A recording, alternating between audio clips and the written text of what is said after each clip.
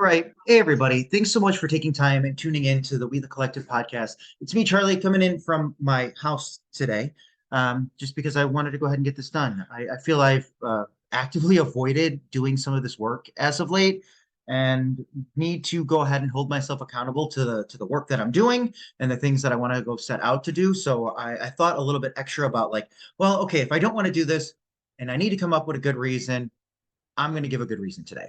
So today's podcast is about recovery and getting a good understanding of the recovery process and why it is important. So from my own personal background, how I used to go about it when I went through my big cut to come down to roughly my current weight now, um, I would train 7 days a week, hard, every single day. And it's the same kind of things that happened when I was a runner. When I was a runner, I ran every day, hard. And my body started getting beat up. And it took me a decade or so to figure out that maybe I'm not that smart. So after I got some more life lessons and kind of learned more from the process, I've really come to enjoy and own up to every once in a while, you just stop and you just give yourself a second to reflect on all the hard work that you did. You kind of give your body some feedback. And I wanted to use this to kind of give some of the other tips that I've used in my life and some of the recommended things that are out there science wise, and you just kind of use that as a stepping stone to get a good understanding of your recovery.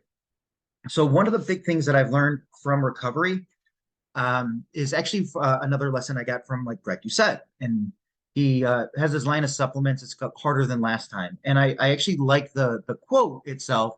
So when I would go into a workout, every time I go a little bit harder than last time, a little bit harder than last time, a little bit harder than last time, and that can easily get misinterpreted as you continuously have to try harder and harder and harder. Um, but then when he went ahead and made a reference to, it's like, well, what happens when you're just getting started? You can't go super, super hard. Because then you go easier than last time. And you kind of, then you go, okay, well, a little bit harder from there, a little bit harder from there, a little bit. So you can start to build your way back up. And all the other individuals that I go ahead and follow, um, working through the lessons that I've learned from Squat University, knees over toes guy, Kelly Starlet from the Ready State. Matt Vincent was one of the big ones that I kind of learned a lot from his training. Renaissance Periodization with like Mike Israetel, Dave Tate, John Meadows, Ronnie Coleman. So all these other ones where I would go ahead and follow the work that they did. Jay Cutler, and I don't mean the smoking bad boy that used to be on the Bears. Um, but yeah, they all would go ahead and talk about their recovery at some point. So just kind of following some of their careers. And I wanted to make sure that I kind of use their information, my information, and kind of push that out there. So, recovery is really, really important. So the very first thing that needs to be addressed more than anything else, if you're starting to feel like shit, it's probably your sleep. Having adequate sleep is by far the best performance enhancer there is. It is probably better than any drug that's out there. Again, we pride ourselves on having this like hustle hard mentality, and we need to be going a million miles an hour at every possible moment of the day. If you sleep, somebody else is outworking you. Um, yeah, but so what? No, if you stay in constant competition with yourself and saying, well, I can only go at this speed, how are you going to go ahead and enjoy the journey if you don't like take a moment to reflect on what you've done? So making sure that you have time to go ahead and sleep is really, really important. And I'm no better, right? I plug myself with as much caffeine as fits in my body for a long time. And I thought that was the right way to go. And you just continue to get short tempered and suddenly aches and pains just don't go away as easy. You start to find comfort in stuff that you shouldn't be. And maybe part of the reason I'm actually starting to find comfort food. Because my sleep has gotten better. So I've kind of recognized that by just saying I'm going to go take a nap or I'm going to go to sleep at a decent time. I'm up at 4 a.m. most of the time anyway. So making sure that my sleep is there is really, really important because even today it's a Saturday. I basically go from 6 a.m. till a minimum of, we'll call it 4 o'clock minimum. Maybe I go from there. Maybe I get a nap. But when I started realizing getting a good night's sleep and recognizing what we get out of that one. So what we end up really getting, I just want to make sure I got my notes here. Um, Yeah, this is all the straightforward stuff that I was accustomed to. Perfect. Um, Again, when the body goes ahead and repairs itself, the mind actually gets to go ahead and shut off. And the only thing that you really have to go ahead and do during that time is breathe.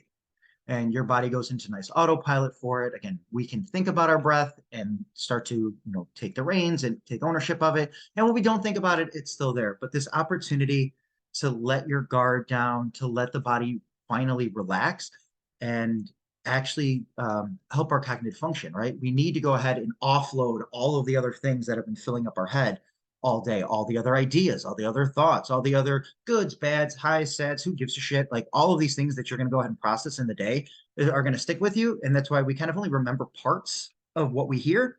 So being able to go ahead and sleep, it allows us to basically run the algorithm in our head. It says, okay, let's put everything in its place. Let's make sure we sort everything in the right manner.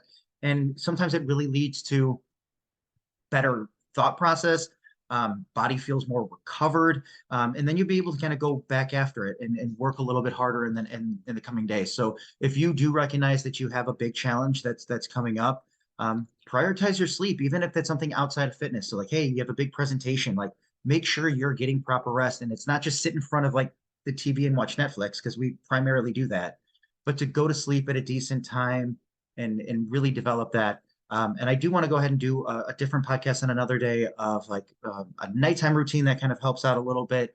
If we build those little habits into ourselves, like just pick something arbitrary, like maybe it's reading.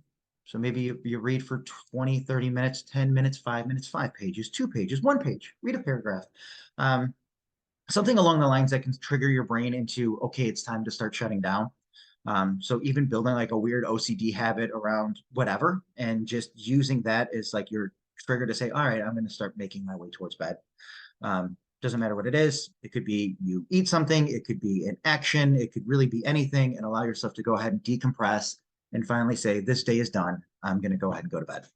Um, and then be able to wake up the next morning. Now, if there's other issues within the sleep, like having sleep apnea or maybe bad dreams or something else is going on in there, that's a little bit separate. And the only real advice I can give on that one, because I am no doctor, I've actually learned this from my father. If you work really hard all day, it's not hard to go to sleep. So if you actively push yourself for as much as you can during the day, as much as you feel adequate for the day, like you, at least you feel you tried, um, I find that's been really, really helpful for me to go to sleep very quickly. So when I go ahead and I have a couple of like things around the house that I'll go ahead and do just before I go to bed, and I kind of know, yep, everything's going to start to shut down. I'm already kind of tired. Head hits the pillow. A few minutes later, I'm out cold. Not everyone's going to be the same. So, but if we go ahead and practice our ability to prep for sleep and get ready for sleep, it's something else that we can train ourselves to do. We can train ourselves to get better sleep. The next step on here in proper recovery is understanding your nutrition. So I have to go through the regular rigmarole. Be sure you're drinking water. I suck at this too. I am terrible about drinking water. I have a bag of stuff here. These are all like water flavors. So like the Mios or the knockoff ones. I usually have like bottles of water in my fridge at all times that I kind of just refill so I can have like cold water by my bed. But I don't like drinking water. I'm not the biggest fan of it. I have been so accustomed to drinking garbage caffeine and citric acid. So again, even I can go ahead and work on these things. And part of doing this podcast is to, again, recognize those changes within myself too. So I can go ahead and look back and say, well, how was I thinking about these things at the time? Am I improving my understanding of these things at the time? And yet again, I can improve my understanding of drinking water is helpful. I should probably do it more. My only excuse for that so far is with it still being a little bit cold. Once it starts to get like a little bit warmer and I start running and I get sweaty, like when I start to recognize that, then I'm much more keen to it. Water seems to taste a whole lot better. So my body kind of understands that, but I still struggle with that personally. And as we go ahead and start to think about other things in nutrition, for that, I don't want to start well off with any of the supplements. I want to start off with um, again, during recovery, a lot of our eating should be moderately similar to the rest of our time. So if we're, still on our calorie cut, calorie surplus, maintaining whatever that is, still being able to hit those goals, and still make it really easy for our body to digest. So again, eating the simple things that our bodies digest well, uh, low processed foods, not these high processed foods. I can sit here and complain all I want about like, hey, eating Popeye's chicken every day is probably there's probably a lot of oil and fat and it tastes good. And I get it because I think about it too. But there are certain things I know that I shouldn't be eating every single day because that's not going to go ahead and help me. But starting off with again, getting a hydration, and let's go into a few notes about that one because I have notes here and I seem to be running past it like I'm in a hurry for some reason. Hydration becomes really helpful because a majority of our blood is going to be made of water. Most of our body is made of water. So we're going to go ahead and replenish that. So we give ourselves additional ability to dilute all the other things that are in our bodies, toxins and whatnot. Doesn't matter what we're talking about. We're slightly diluting ourselves a little bit more, making it easier to dissolve any of the other pieces that are there. So when we have extra water in our system, we'll actually have a little bit more blood. And as the blood kind of flows around, it's going to deliver the rest of the nutrients and stuff that's there. So it does make it a whole lot easier. The big setback of staying hydrated is you'll piss all the time. And I get that too. That's probably one of the reasons I don't want to drink a ton of water. But I'll go ahead and drink like a ton of beer and piss all day and have no problem with that. But drinking water apparently is a big no-no for me. But again, this is how we learn to get better at it. But as we go ahead and maintain that proper hydration, it makes it easier for things to get around our body. And during that recovery phase or that backing off, that deloading phase, it's really important to be able to get all the way down to the edges, right? To be able to, all right, let's properly make sure everything is moving the right way. Let's go ahead and reflect on all the work that we've done. So as we go ahead and start to flex into the muscles and get working again, by having the extra water, we can get more blood flow into the muscles, which means they might be able to fire a little bit longer, right? All we're really looking to do a lot of times, like, is to get that one last rep, that one last rep that's going to go ahead and spark the change within our body, to recognize where failure is and to be able to push the thresholds of it little by little by little. Again, being properly hydrated, proper nutrition when it comes to that one, allowing the muscle to be able to fire when it needs to go ahead and fire. Like this is why stuff like creatine works. It puts additional ATP really, really close to the spots where it's needed, right? So it's a thing that's out there that it exists within like red meat. And the creatine itself actually could give us an extra rep. It's one of the most studied things ever. So now that we're already kind of getting away from the fact that I said I wouldn't talk about supplements, the first one is definitely be on your creatine. Glass of water with it. I dry scoop it with a glass of water most of the time. But yeah, as we go ahead and stay hydrated, there's the rest of my notes on that. Hey, here's a good one. When we're dehydrated, the body doesn't actually remove waste particles and toxins that could be flushed out.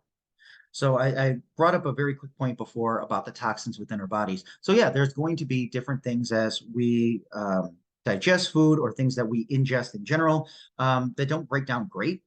Sometimes people will get stomach issues, allergies. So having additional water in your system helps to kind of flush that stuff out.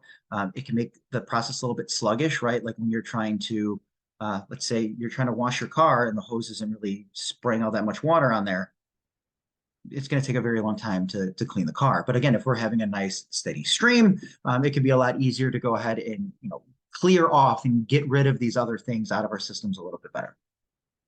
So that's a guarantee. Like the stuff when it comes to water, these are guaranteed things that are going to go ahead and help. There's no question around water, hydration on your recovery stuff is beneficial. So one last one, we'll move forward. When it comes to your exercise, and let's just say you go ahead and you do a really, really hard workout and you weigh yourself afterwards and you're down, let's say a full pound, right? You're down 1 pound after that workout. That's not necessarily true, but you should drink about a pound and a quarter of water. So to get everything running again, right? To be able to keep all those processes firing to the best of their abilities. So there is this afterburn effect of exercise. And again, if we really have good circulation, good hydration, that can hold on for a little tiny bit longer and actually lead to additional benefits in the long haul. So again, we're trying to maintain and optimize the best moments that we can and understand that we can't optimize every single moment. Just when we have a good chance to and we recognize it, let's go ahead and optimize, right? Let's drink the water. The next thing is some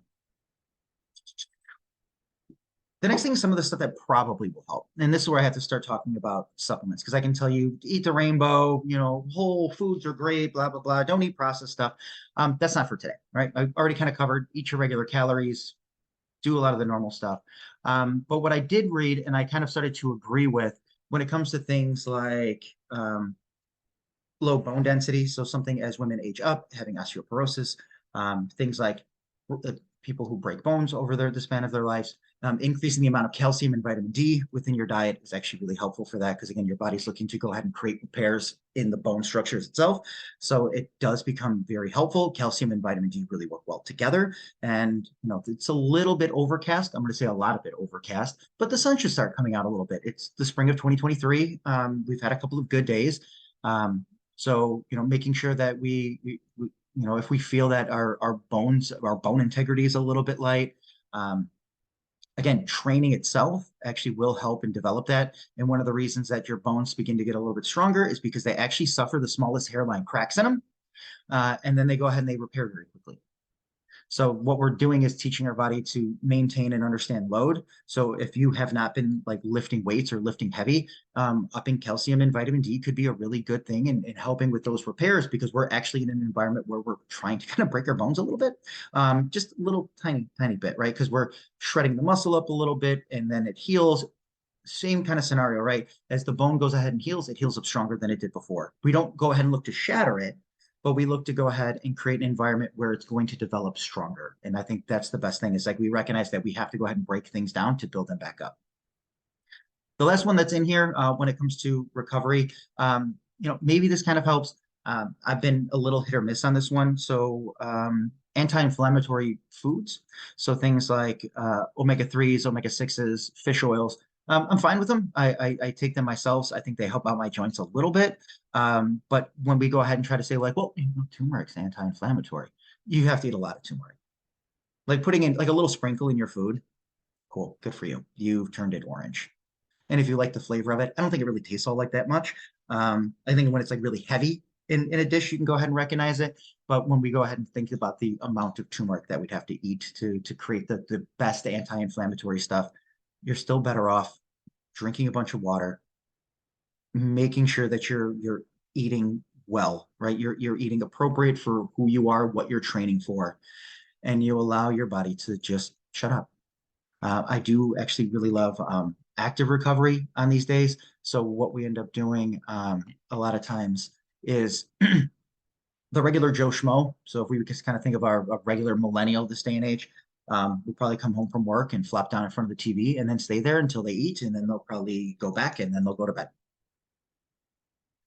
That I need to rest and recover. And that's great, right? Being able to sit down and veg out watching Netflix or YouTube or any of the other streaming services, awesome. Once in a while, fantastic. But when we go ahead and normalize that to be like our everyday event, we're really not doing that much for ourselves anymore. Again, we're taking an opportunity where we could be optimizing something and then kind of just turning it into something passive. So if you're out there training, you're working hard, and you're like, you know what, I really just want to sit down and watch TV today. Probably a fantastic idea to sit down, let your body recover, and go do it. But if you're recovering every single day, you're probably actually better off training a little bit harder and trying to push yourself a little bit more. So when I go ahead and sit down and watch TV, I usually have a resistance band with me. So I'll have a resistance band or a booty band with me, or some other tool. Maybe I'll have a lacrosse ball or a yoga block, and I'll kind of set myself up in different postures that I know are really difficult for my body to maintain, or where I kind of recognize, you know what, I don't feel super strong through there. So sometimes I'll just sit with the bands like on my forearms and I'll just kind of pull them apart, and I'll just kind of sit upright nice and tall and just feel my shoulders pull down and back. And again, allowing myself to reset into that space and still maintain some good activity through a spot that I'm not active in. Because how I live my life normally is I'm hunched over the computer. You could probably see I'm going to get really short a few times in here because I'm hunching and my back is rounding like a whole lot. So to be able to get myself to sit upright, engaging the lower traps, being able to stretch out my hamstrings, doing things like nerve flossing. So I'll sit there and I'll tuck my chin in towards my chest and I'll flex my toes up towards my face with a moderately straight leg. And you'll feel these tingles up and down your leg. And then I'll go the other direction. But I'll take those opportunities So like when I'm sitting around just watching Netflix, like how everyone else would go ahead and do it, I'm trying to find a good connection to my body. And that is for me has been some of the best recovery ever because I'll go ahead and I'll get into a moment and be like, wait, this side doesn't rotate like this side. Okay, now they settle. And then I'll take that time for myself and then I'll be able to kind of focus back in on the program. Or I'll just avoid the program altogether and I'll just kind of sit with my thoughts and just kind of move my body around. No, it's one of my favorite things to go ahead and do is just being able to get comfortable in a seat and be comfortable in any which way that I choose to sit. So, if you're sitting around just watching Netflix, light stretching, light movement, nerve flossing, it all becomes really, really interesting and fun, fun moments. Now, one that I think works, but it's really, really hard to do. And I kind of hinted at it for a second, but it doesn't really hold all that much for me because it's so hard to do sometimes, is finding meditation. I think a lot of people will agree and say meditation is a very good thing for you. You're not quite awake, you're not quite asleep, but you're like very thought, in your thoughts and just kind of letting things pass by. And I think finding those moments are great. And if you're kind of like poo-pooing on meditation, the best joke that I can come up with it is if you don't have time to meditate for 5 minutes, you should meditate for an hour, right? That we've become so hell-bent on getting so much done that sitting with our own thoughts for 1 minute can be incredibly difficult. And I find that to be really, really beneficial of like when we start to feel ourselves getting a little high strung, a little bit overwhelmed, and just sit for a moment and allow the thoughts to just rush. Don't worry about it. They will keep rushing. The important ones will keep coming back, right? They're going to bother you anyway. Just let them all run. And at first, it's going to be really, really difficult to do. And we're going to go ahead and try to grab onto things and feel that other. That's where we go ahead and learn our recovery. How do we learn to let some of these other things go so they can't keep a hold of us? So when we have this extra tension, that's why like, oh, the body wears the tension in. So I wear mine in my hips. My hips are really, really tight all the time. But again, when we round our shoulders forward and this activity of caving the chest in and kind of protecting yourself is an instinctual thing that we do. We curl up and we start to feel a little bit nervous or overwhelmed because this is a very sensitive area to attack, right? If we are out thinking this is, when we first started walking around as humans, this area is exposed. So we cover up this space. So we sometimes end up getting so overwhelmed that we start to tuck and hold these spaces a little bit too hard. But when we go ahead and actually allow ourselves to relax, and the first thing we can work on is our breathing through that one, being very present in your breathing, recognizing the inhales, the exhales. And I get it. It sounds a little spiritual, hoo, blah, blah, whatever, right? But once you start to get it, you get it. And you can kind of feel everything else start to shut up. So even as I start to practice my meditations more, one of the fun ones that lets me know that I'm the one that's in control of all of it is go ahead, tell me what my next thought is. It just usually goes blank because the brain itself doesn't come up with it. It has everything else of your thought process, your thoughts are running through, and it's just helping you.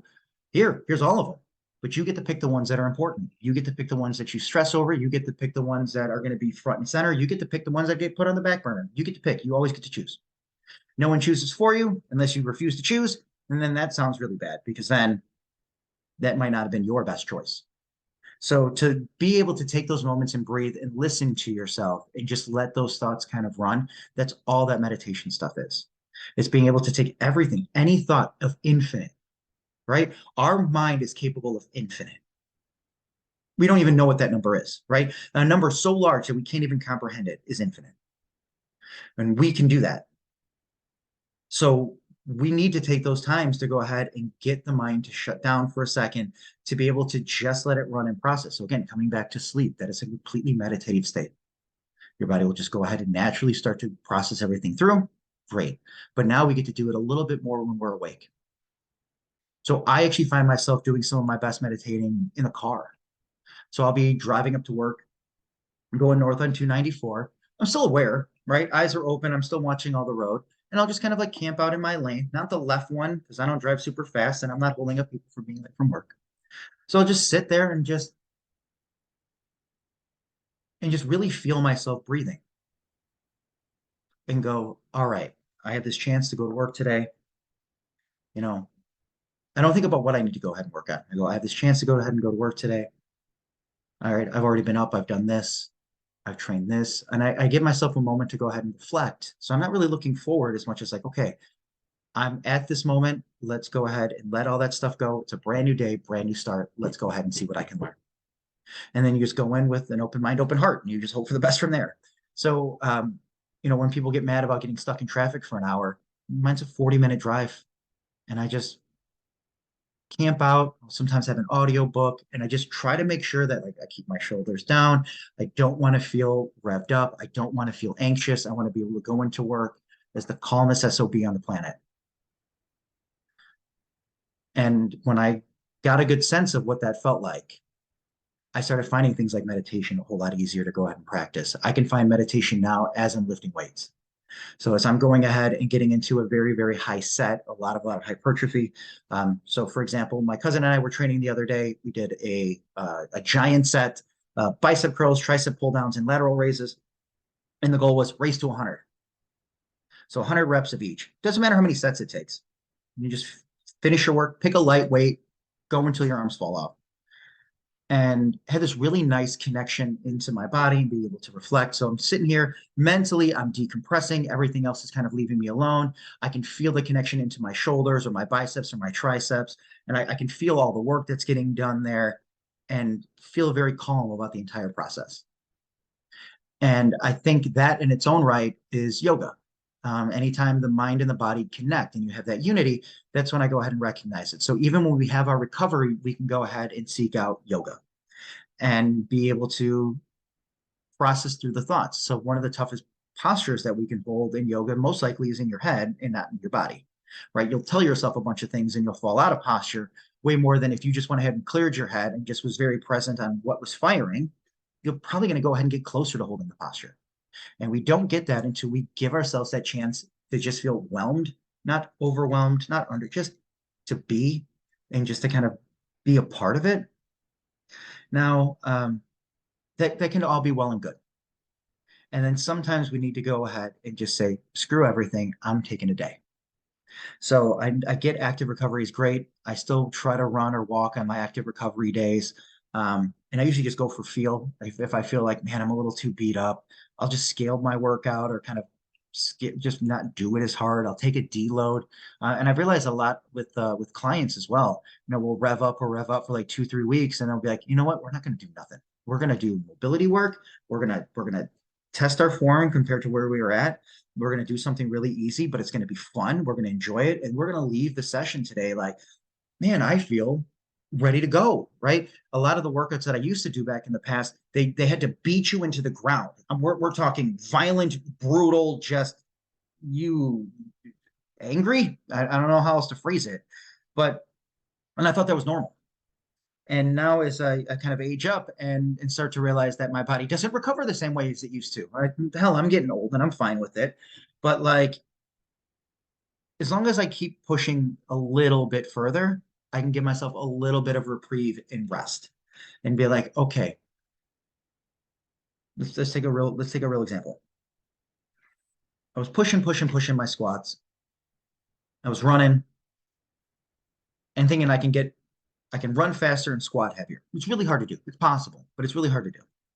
And then during that one, I kept pushing harder and harder. And then I hurt my back because I'm an idiot, because I'm like, well, I can push harder. I had run the day before and my body wasn't ready to go ahead and take that challenge on. So I allowed my ego to get the best of me, saying, well, this is how I need to go ahead and train because it needs to be brutal, it needs to be tough. And I went and hurt myself. And now I couldn't run and I couldn't lift. So now I'm just sitting around going, well, now what? And I think a lot of us fall into that camp where something happens, an injury, something else kind of gets in our way, and be like, well, you know what? I can't. And they just abandon ship and they're just like, you know what? I hurt my back. I hurt my back deadlifting. And you're like, well, show me your form. And you're like, oh my God, what is that? And it's like, yeah, no wonder you got hurt. Um, but they go ahead and get to that spot and then they never touch the stuff again. So now they start to deal with an injury that never fully recovers. So then the joint starts to reset in awkward ways. The bone starts healing in improper ways that it doesn't allow the same movement pattern. So when we go ahead and recognize it, it's not to go ahead and avoid the movements completely. It's to go ahead and come back down to the easiest approachable sense of it and get a good sense of how do you connect to the movement when the strength isn't the problem.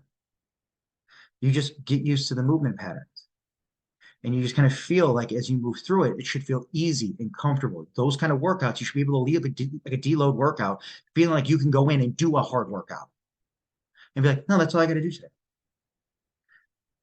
Then head on home, plop onto the couch and watch some Netflix or some streaming service, and then just kind of check your body internally, externally, rotate things, move stuff around, dance around a little bit, and just see where does there seem to be additional stresses? Where do you seem to kind of hold any additional stresses, and just kind of allow yourself to recover from that? And then once you recognize that your body is starting to feel better, you're going to feel more at peace in your own head because you're not going to be able to race through all of your thoughts. A few of these other ones are going to go away because you're not in pain. So we get good sleep. The same shit on eating quality food. Well, sometimes non-quality food, but no, within your calorie means whatever that number needs to be. So hydrating, getting your food, making sure that you can spend some time active recovery, deload, stretching, and just paying attention to what your body needs. That's going to be probably the biggest step forward for a lot of people trying to make progress. So if you're in the gym hitting it every single day and you're like, man, my body is so beat up, I can't do it, do a mobility day. There's tons of great information that's out there. Squat University has great stuff. The Ready State, knees over toes. Like even my Grundis Yoga Lift channel, there's hundreds of exercise and movements and ideas to kind of work through. For We the Collective, we're starting a pain management series. So on YouTube, we're going to start to go through different joint pains and be like, hey, your shoulders hurt. Maybe some of these moves are helpful for you to go ahead and feel better, right? And teaching and helping people go ahead and get better at those ones so they can live the life that they deem as the right one for them. Whatever that is. I don't care what your life needs to be. I want it just to be good. I want you to be able to move around and do the cool shit that you want to get done. I want you to feel inspired and ambitious about the things that you can go out there and do, and know that every day you get another opportunity to do cool stuff. So why not try to do cool stuff often and then recognize, man, I've done a lot of cool stuff. What's the next round of cool stuff I want to go do? Right? Give yourself that opportunity to decompress and back on down. So when we go ahead and practice and include things like recovery into our training, to actively add them in. Because again, that was hard for me to do. I was training 7 days a week. I never took days off. But all I got for it, I got hurt and I got really beat up. And you start to get like slight tendonitis issues. And you're like, well, no, that's not how I want to live. So you back down a little bit, you understand what are the important things that I want to go ahead and work on, and know that it's my body. I need to go ahead and take care of it to the best of my ability. I can make it do amazing and crazy things, and I can go ahead and enjoy that and reflect and have fun with the body that I have. So as I continue to age up, um, I'm hoping it works better than when I was younger. That's really it. It's not going to be fantastic. Like maybe I do a good job, but it's not going to be for lack of effort. And then some of those days, there's going to just be the effort is to not do nothing, or the effort is to do nothing. I'm sorry for terrible grammar, but taking those moments and recognize I can reflect on the work that I've done could be incredibly helpful on helping you set the next round of goals. So if let's just say you've been in the gym for a month straight and you're working really, really hard, take a deload day, take a deload week. Don't stop going. Cut everything in half. Think, is this my best form? How does this feel compared to like my strongest? How do these things work? And be able to rest up, feel strong, come back, and you'll be able to push harder because now your body has a chance to go ahead and say, I recognize what you're doing, right? When we go ahead and push too hard, we just recover back to where we're not in pain, but we haven't created any growth. We miss out on this opportunity of growing. So we give ourselves that little bit of time and we coast right back in. That's why the wave of progress has its like ups and downs. That's how we go ahead and learn from it. So hopefully you can take some opportunity to go ahead and rest, walk around, active recovery, focus in on your sleep, drink your stupid water. Like none of those things are new. The only thing I want to go ahead and prove that's new is it's all your thought process. You get to pick everything. It's infinite. Everything within your brain is infinite. You can think whatever you want at any point. You can think of whatever you want, of anything you want. So part of my head still says water's gross. But when I'm sweating, water's great. So I have both thoughts that are here and they contradict each other. How do I go ahead and get myself to pick the one that I choose as the right one? I should probably drink the water.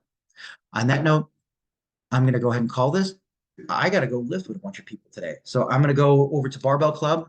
It's one of my favorite times of the week.